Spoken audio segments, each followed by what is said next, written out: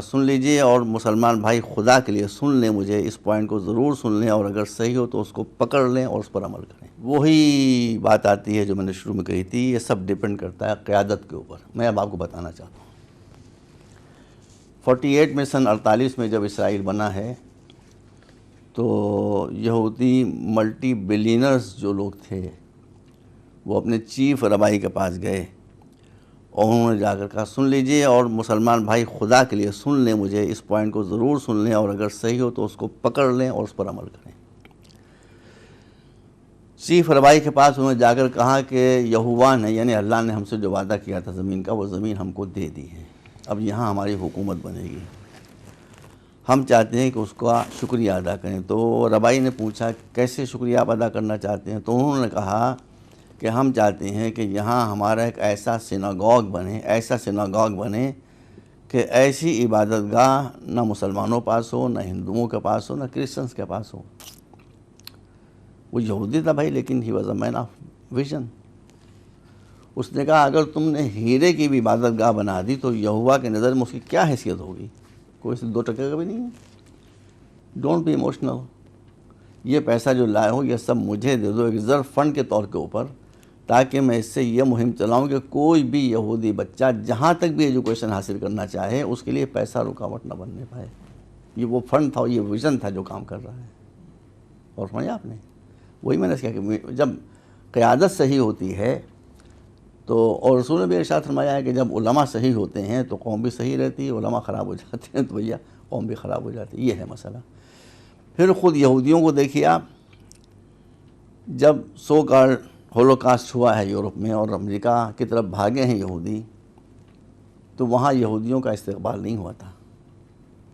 وہاں ہوٹلز میں، بیچز پر، کازینوز میں لکھا ہوتا تھا کہ Jews and dogs are not allowed. مسلمان کیا کرتے؟ پروٹیسٹ کرتے، دکانیں توڑتے، آگے لگاتے۔ ان کی قیادت نے کہا بی سائلنٹ، خاموش ہو جاؤ، کوئی جواب نہ دو، تمہاری پوزیشن جواب دینے کی نہیں، تو خود ہی وہاں سے کٹ مر کے آئے ہو۔ تم یہ کرو کہ تم 2 چیزوں کو پکڑ لو، ایک فائنانس کو، ایک ایجوکیشن کو۔ میں نے خود ریڈرز ڈائجسٹ میں پڑھا ہے کہ یہودی ماؤں کا یہ عالم ہو گیا تھا کہ کسی قصبے یا گاؤں یا شہر میں جب جاتی تھیں تو روتے بچے کے ہاتھ میں بریڈ کا ٹکڑا بعد بھی دیتی تھیں، لائبریری کا کارڈ پہلے دیتی تھیں۔ یہ میں نے خود پڑھا ریڈرز ڈائجسٹ میں اسی زمانے میں۔ تو ایک قیادت نے، مذہبی قیادت نے جب ایک اسپرٹ پیدا کر دی ایجوکیشن کی طرف تو اس کے رزلٹ تو یہ آئے گا ہی، یہ رزلٹ آئے گا۔ اور میں آپ کی اطلاع کی درس کر رہا ہوں کہ امریکہ میں جتنی یونیورسٹیز ہیں تقریباً سبھی میں زیادہ تر میں اسلامک ڈپارٹمنٹ ہے۔ صرف 3 اسلامک ڈپارٹمنٹس وہ ہیں کہ جہاں مسلمان ہیں چیئر پر، باقی سب جگہ یہودی بیٹھے ہیں۔ جی، اب کیا ہوا نتیجہ؟ امریکہ میں جیوز 3% ہے صرف، لیکن بینکس کون چلا رہا ہے؟ یہودی۔ انڈسٹریز کون چلا رہا ہے؟ یہودی۔ میڈیا پہ کون چھایا ہوا ہے؟ یہودی۔ لائبریری، وہ لابی جو ہے وہاں کی امریکن لابی، اس پر کون چھایا ہوا ہے؟ تو یہ 3% گئے تھے امریکہ میں پناہ لینے کے لیے، اب خود امریکہ ان کی پناہ میں آ گیا ہے۔ یہ اگر وہاں سے جانا بھی چاہیں تو مسٹر اوباما ہاتھ جوڑے کھڑے ہو جائیں کہ آپ نہ جائیے یہاں سے۔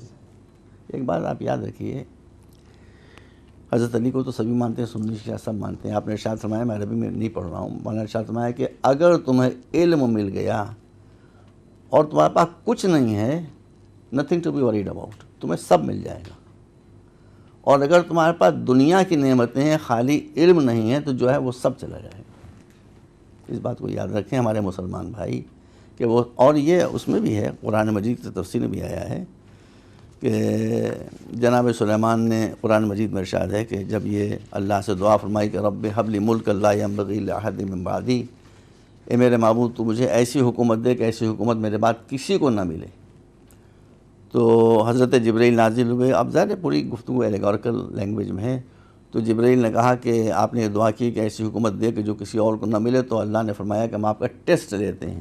یہ بہت عام روایت ہے۔ کیا ٹیسٹ ہے؟ کہ 3 چیزیں آپ کے سامنے رکھی جاتی ہیں، اگر آپ نے صحیح سلیکشن کیا تو آپ کی دعا قبول ہوگی، نہیں تو دعا قبول نہیں ہوگی۔ کیا 3 چیزیں کیا ہے؟ کہا کہ پہلے تو حکومت ہے جس کی آپ نے دعا کی ہے، دوسرے ویلتھ ہے، 3 علم ہے، نالج۔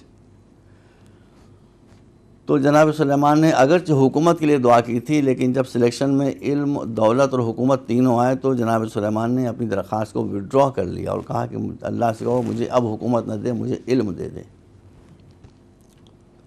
تو جب حضرت سلیمان نے کہا کہ میں علم کو سلیکٹ کرتا ہوں، تو جبرائیل نے دولت و حکومت سے کہا کہ تم چلو، تم کو تو سلیمان لینے کے لیے تیار نہیں ہے۔ ایسی سمبولک لینگویج ہے۔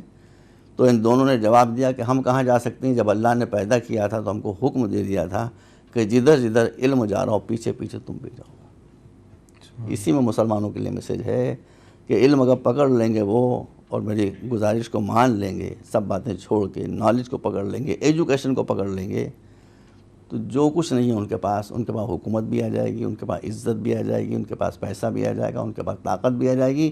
اس کا جیتا جاگتا ثبوت آپ کے سامنے جیوش کمیونٹی موجود ہے۔ اتنی سی کمیونٹی ہے مگر ان کے پاس کوئی ان کے یہاں جاہل نہیں ہے۔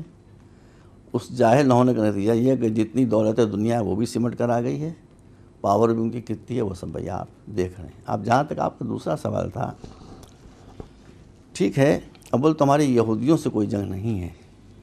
یہودیوں میں بہت اچھے یہودی بھی ہیں، جو ایک طبقہ ان کے یہاں کا زائنسٹ ہے، وہ تو ظاہر اس سے ہماری پرابلم ہے، لیکن رسول نے ارشاد فرمایا ہے کہ خذوا الحکمہ ولو من فم مشرک۔ اسلام کو سب سے زیادہ الرجی شرک سے ہے، مگر ارشاد اس نے فرمایا کہ اگر مشرک سے بھی تمہیں کوئی وزڈم کی بات مل رہی ہو تو یہ نہ دیکھو کہ مشرک ہے، اس کی بات کو دیکھو کہ بات میں وزڈم ہے، اس بات کو لے لو۔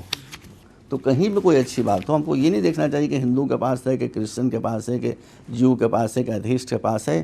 اچھی بات کو لینے کے لیے ہمیشہ اسلام نے انکریج کیا ہے۔